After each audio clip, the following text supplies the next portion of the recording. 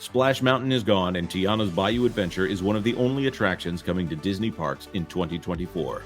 What details we've seen have not been impressive, but apparently a New Orleans newspaper was allowed a sneak peek and had a lot to say. Let's talk about that on That Park Place. I'm Jonas J. Campbell, an investigative reporter for That Park Place, where we talk about streaming, theme parks, entertainment, and video games. Let's get into it. A sneak peek comes from NOLA, that's New Orleans, Louisiana News. Here's a sneak peek at Walt Disney World's New Orleans-inspired attraction, Tiana's Bayou Adventure. So they were actually given an on-site tour of what everybody has been wondering, what's been going on in the old Splash Mountain, mountain, as it were.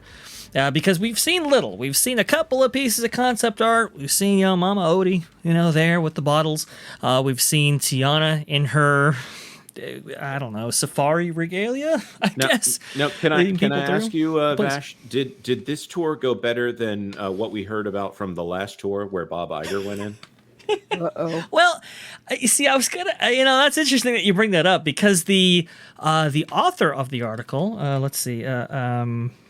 let me just get it. Mike Scott here doesn't seem necessarily convinced by all of this. By the way, they write. I mean, they were trying to be, they were trying to use as much flowery language as possible, of course. But there's a couple of instances where you're like, I don't think even they bought in fully. So I'm got no surprise from Bob Iger's reaction, but we'll find out what the true reaction was. Fans in New Orleans. I actually have to, since you're saying they're trying to use flowery language, that starting with the phrase "almost there," I don't think that. I mean, I get it. That's obviously a great song from Princess and the Frog, probably written by Randy Newman, and performed really well. So it's just kind of poetry to say "almost there." Yes, almost there. Fans of Disney's New Orleans set Princess of the Frog will recognize those two words sung by Princess Tiana as part of an inspirational anthem expressing her dreams of opening her own South Louisiana restaurant. And Rob Leto, can relate. He's no restaurateur, but as executive creative director of Walt Disney Imagineering, he's guiding the closely watched retheming of Walt Disney World and Disneyland's Splash Mountain attractions into the New Orleans-flavored Tiana's Bayou Adventure. It's a big project with big stakes. Interesting they know that out here. And although it's still too early to offer an opening date, any more specific than sometime in 2024, an early January tour of the in-progress attraction, the first such peak offered by the Mouse, shows that it is indeed almost there in many respects. It also offered tantalizing hints at what's to come. Quote, "You ready to take a look?" Smiling, hard-hatted Robledo asked, welcoming a reporter behind the brown construction walls encircling the zone. A lot of questions remain on what this is actually going to be, but we do have a little bit of insight provided here. Well, let's just point out what is on those construction walls that is leading a lot of people to wonder what is inside of those walls. Oh, I can tell Lorena? you. I was there a couple of days ago. Let's see. Tiana's Food. So you'll see, the stamp that'll say Tiana's Foods, and then you'll see a couple of other posters talking about, excuse me. I think it's employee owned or community owned, but it's all around like restaurateur type of stuff. So you have no idea that this is supposed to be a flume ride or something like that. You think that it's probably some weirdly themed mini mall or something, Right, like it looks like it's going to be a restaurant that's going in there. Which, by the way, that's an excellent idea for a New Orleans themed restaurant. Obviously, Tiana is a chef. She's a pastry chef in there, and beignets, delicious. And you could pump the smell of that all over the park. So yeah, if this was a restaurant, I wouldn't want Splash Mountain rethemed to a restaurant, but yeah, a Tiana's Palace restaurant, not a bad idea. They ought to do that instead. Okay. I don't disagree right here. I love this right here by one of our viewers here. Big Stakes. Yeah, exactly. It's a lot of restaurant passages used here. So this is very, very interesting. not quite clear what we're getting, at least from a guest's perspective, who might not know any better, right? But hopefully this clears it up if people are so inclined to look at an article like this. He was in the Frontierland Courtyard that formerly served as a ride queue area for the Magic Kingdom's iconic but racially problematic log flume ride. You had to go there, y'all. Yeah. Sorry, Oh, this pisses me the heck off. Anyway, sorry. Go ahead. Sorry, Ben. No, you're fine. It's just like, oh, this old refrain again. Yeah, everybody had a problem with Splash Mountain. They just guest relations just out the door every single day that it was open. Yeah, sure. The courtyard, he explained, will serve the same purpose for Tiana's Bayou Adventure, but it will be more than that, too. Like the rest of the attraction, it is at that moment very much an active construction zone, but it isn't just where the line will begin. It's also where the storytelling will start, Robledo said. It's like a movie. This is the setting, and we've got to know where we're at. It talks about the artwork that was recently featured by Malika Favorite. It sets the stage that, there's a lot of artwork that we saw in New Orleans, so we're enriching this attraction with as much artwork as possible. But it does give us a little bit of detail behind the scenes here. I got a picture for you. Oh, please. Load it up if you've got it. Yeah, I got it. I took this picture, I want to say Saturday. Right when I was on the Walt Disney World Railroad, and people looked at this and didn't know what the heck it was. It wasn't like, oh, this is great, Tiana's Bayou Adventure is coming. It's like, I heard this is supposed to be something themed to Princess and the Frog. Oh, this no, does that's not. so bad. This does not look like New Orleans. This looks like New England with the barn and everything. We talked about this on my live stream last night, and Culture and I, we talked about this for about 40 minutes. It's just, there's nothing about this that screams New Orleans. Definitely not New Orleans in the 1920s. Right. The hardscaping, the railing, the wrought iron fences, the beautiful magnolia tree. None of that. The janky weather vane. Yeah. Yes. Apparently it's crooked or whatever.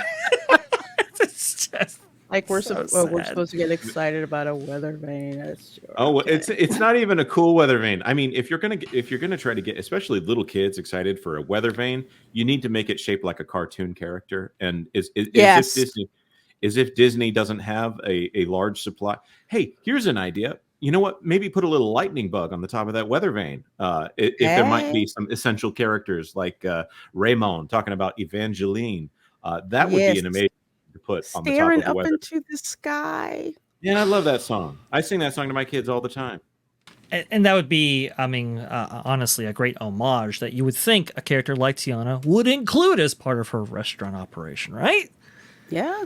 Like, hey, Ray and Evangeline, here's a dedication to them as part of my adventure. But that would take people who were intimately aware of the stories of Princess. Yeah. As we say, they're almost there.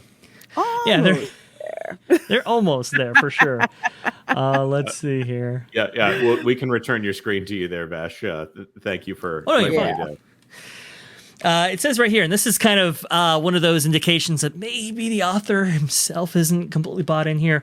The complex, for the record, includes a salt dome, Imagineer's explanation for the existence of a mountain in southern Louisiana, and for the whole guest-drenching plummet with which the whole thing culminates. So even then, it was like, not so much there. Everybody knows that salt and water mix perfectly. Yes, exactly. Just outside the barn, multiple poles will sport loudspeakers hooked up to a PA system. Like the beginning of Grease, Robledo said. They will broadcast old-timey radio shows featuring reimagined New Orleans classics performed by an assortment of local musicians gathered by multiple Grammy winner Terrence Blanchard. So we have a local, let's say, doing the ironwork, right, as part of that weather vane. We have a local doing the exterior mural right there, right? We have Terrence Blanchard doing the these radio tunes that will be heard in the queue. see the pattern here? We'll get more into this. Remember, folks, remember that article that we just read from Alan Ng, right? On the whole D files? Just keep that in the back of your mind as we go through this. As previously announced, the scented beignets will waft through the air to further set the scene. There you go. They need to be selling those beignets in the line if they're going to be teasing all the guests. Yeah. Favorite and Blanchard are just two of New Orleans' creatives invited to help shape the feel of the attraction. Just a few hours before Robledo's tour, an intricate metal weather vane crafted by New Orleans master blacksmith Daryl Reeves was installed on the ride's exterior. Musician P.J. Morton and the Culinary Chase family have also been brought on board to ensure a level of authenticity. Wait. Daryl Reeves. Sorry, I thought that it was a lady that made that weather vane, and that Disney was advertising that a lady made that weather vane. Is this just an instance where Daryl Reeves is a girl's name? Or were they trying to steal credit away from Daryl Reeves, an accomplished blacksmith? I don't know. My goodness, Disney! Why do you have to make things so hard? Something to add. I'm sorry. Please go ahead. Okay, so the Culinary Chase family. There's a restaurant called Dookie Chase's, which is in New Orleans, which has a rich Creole history. It's been there for a long time. The character of Tiana was actually based on the matriarch in the original, owner of the restaurant, who unfortunately passed away last year. If they're being brought on board to ensure a level of authenticity, this is a little suspect because the matriarch is gone. The keeper of all the original recipes and all the stories that went into it is gone. So I would be real suspect about how this happens. How are you going to be authenticity with regards to a ride attraction? True. Oh, Karen. A restaurateur family. I'm a little confused. I don't at all disagree with you. It's like they're so desperate for this notion of authenticity that they're outthinking it completely. Karen Parrish. I hope those balls don't fall on anyone. Oh boy, that's tough, but kind of true. Okay. One of the things that blew my mind in New Orleans is the amount of art all over, said Robledo, who has accompanied other Imagineers on multiple research trips to the city. Multiple research trips. Okay. This is our love letter to New Orleans, and in that spirit, art is everywhere.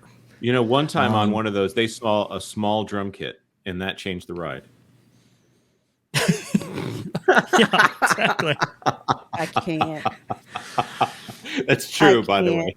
They incorporated a child character because they saw a small drum kit. They saw a small drum kit, which I don't know where the heck that was from, but apparently this is supposed to be a few years after the events of Prince and the Frog, and yet they are still a child. So that's great stuff there. Yeah. So authentic. Once guests pass through the ride queue area and wind through the ride structure, they'll arrive at the loading area. It will largely resemble that of Splash Mountain, but not exactly. You know why, folks? Because they haven't been approved for a budget to do any meaningful change to this load area. So that's great. Awesome.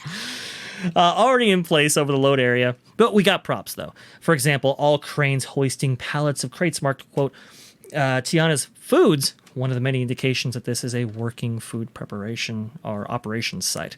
In addition to using the same ride vehicles as its predecessor, again, no approval to make new ones.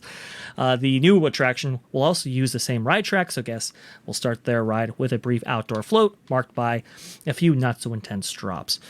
We kind of already knew that right there.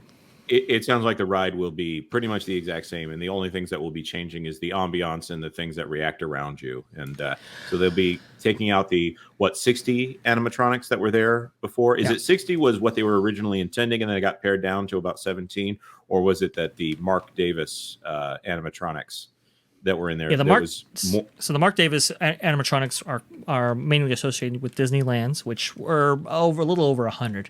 And then when Walt Disney World got its version of the attraction, they remade, they made new audio animatronics in that style, which was around 70 or so.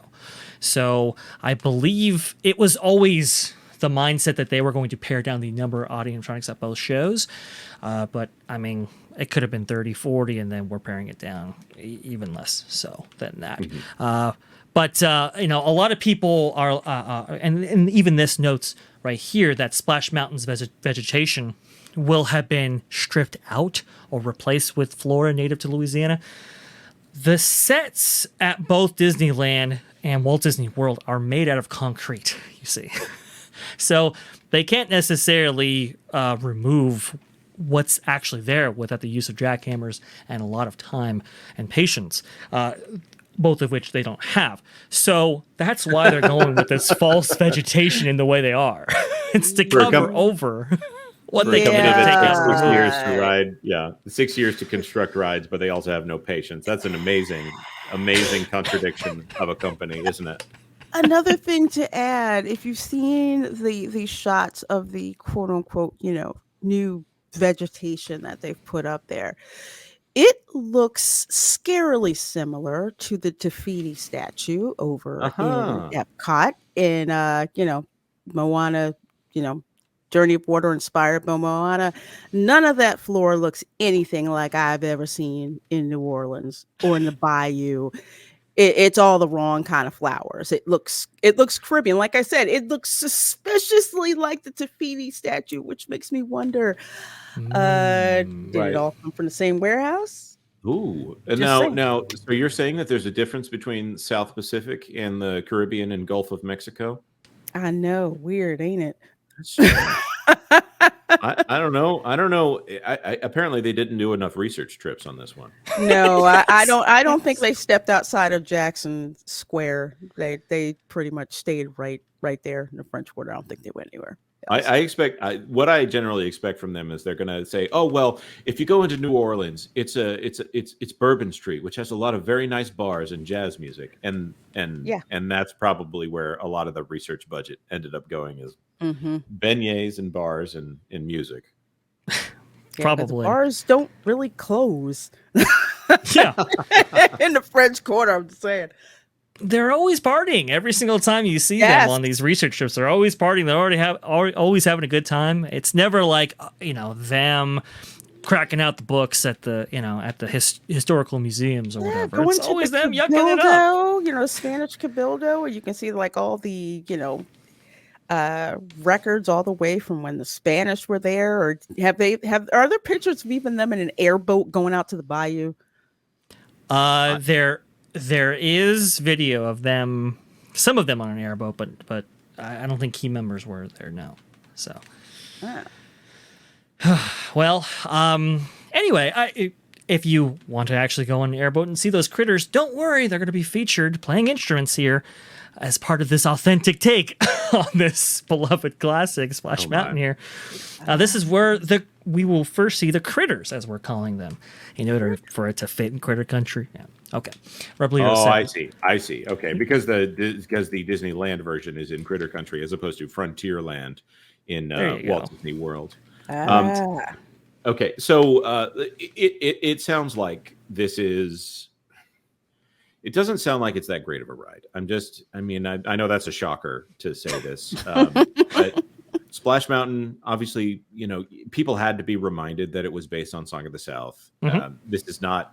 This is something that people have to be told what Song of the South is, even after they get off the ride. And I know there's been this debate right now of how theme park rides are supposed to prep you for the story of the ride. This tweet about Hondo Anaka on the Millennium Falcon Smuggler's Run thing has been making. It seems like in this case, they're putting in this weird story about a food vendor and how it's a co-op which is employee owned and therefore, you know, there's this odd communist aspect. And the more you know about the history of this salt dome, Lorena, do you cover me a little bit here? I'm gonna use you as a shield here. Okay. Can you tell everyone what is wrong with the Salt Dome story?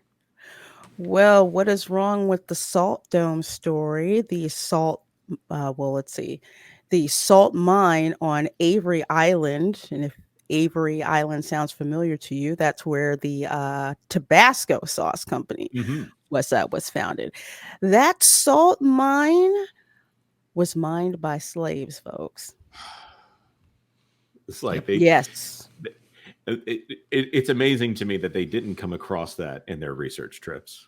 Or if they saw it, they decided to ignore it because They willfully ignoring it. For not for nothing, but the history of New Orleans is as intertwined with slavery as anything. New Orleans was the largest slavery port in North America. And not only that, but it connected the slave trade between North America and South America. So they took a ride with its basis in a movie that didn't necessarily depict slaves because it was post-Reconstruction. Right. And they are now taking that same attraction, demolishing it inside and out, and replacing it with a ride that is objectively connected to slavery. Yes, definitely. Am I often saying that Avery Island is very specifically connected with slavery? Very specific. You are not wrong. It is very, very specifically connected with slavery. If Disney would claim that they don't want to be associated with the South for these reasons, but they're willing to carve out an exception for New Orleans, why? Because New Orleans leans blue.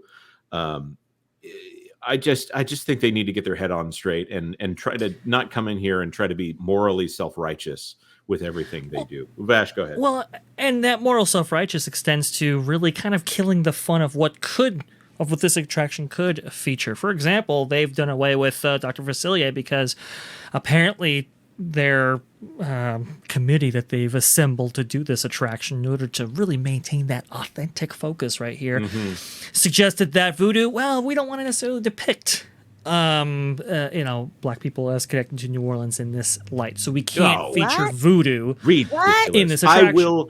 I will not stand for this Keith David erasure. My goodness. You know what? Yeah. All of these people who run the Voodoo Museum, they're not going to be too happy with this because New Orleans and voodoo is it's like cheese on a pizza. You really can't separate the two. I mean, I'm obviously not a fan of paganism, but it's ridiculous to take Dr. Facilier out of The Princess and the Frog. Exactly. And are they just going to go straight to Mama Odie and it's going to be a funny reason that they fall out of here? Are they therefore cutting out I've Got Friends on the Other Side, which is a great song in a movie full Well, that's of why great they songs. went with a sequel. One of the reasons why they went with a sequel attraction to begin with was to remove Dr. Facilier's influence entirely. And that's why we're not getting the "Are you ready?" as you go up the lift hill. That's literally why they were told can't do it. Oh my Lorena, God, so they're going to keep Mama Odie, but they're going to get rid of Dr. Facilier, even though they were both practices of voodoo. Then they had put Dr. Facilier in a whole bunch of promotional materials, and obviously we've seen that costume. They were really pushing Princess and the Frog, and therefore Dr. Facilier. Lorena, you've been at the villains events in the evenings, right? Is Dr. Facilier still there? Heavily featured. With at Disney World, he only shows up or has been showing up during the Halloween party when they have the big, Hocus Pocus stage show. There's two people that when they come out, the crowd loses their mind. One is Oogie Boogie, the other is Dr. Facilier. Again, great songs attached to either one of them, and with great performers by black blues singers. I think Ed Ivory did Oogie Boogie. Well. Oh, I love it. Love it. Right? Oh, so and good. as I think Maxwell Vaxel points out here, yes, Dr. Facilier is still a main feature as part of Oogie Boogie Bash at DCA. He's been heavily featured there for years, and honestly, he's been synonymous, like you were suggesting, Jonas, with the depiction of Tiana since when the movie came out back in 2009, when they had the river boat-based show on the Mark Twain, for example. He was a prominent feature in that show. So having him completely left out of this feels completely ridiculous. And as this article actually points out by NO LA News, they actually say that, past this point, we're going to feature a lot of magic, specifically leaving out voodoo, because they know that they can't feature it because, well, the committee said not to. And this is why I talk about the connections to that Alan Ng article, for example. This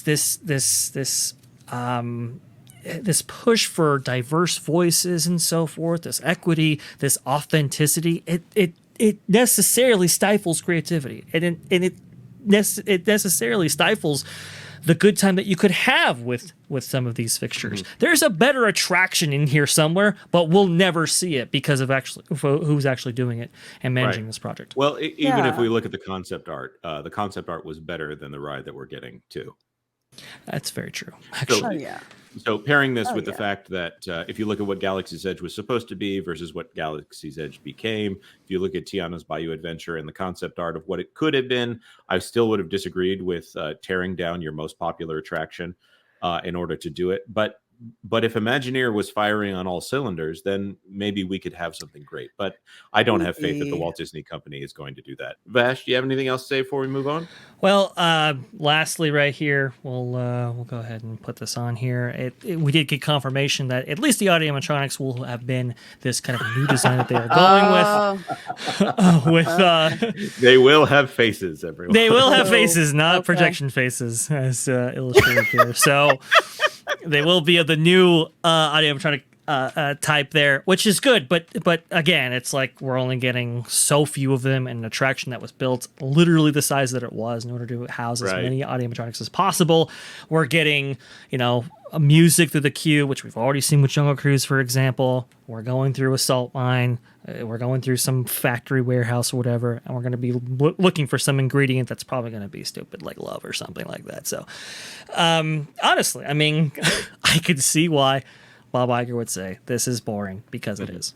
Yeah, and I think it's good that the parks finally realize that people are going to be constantly taking pictures of this, and those things do not photograph well, those projection faces.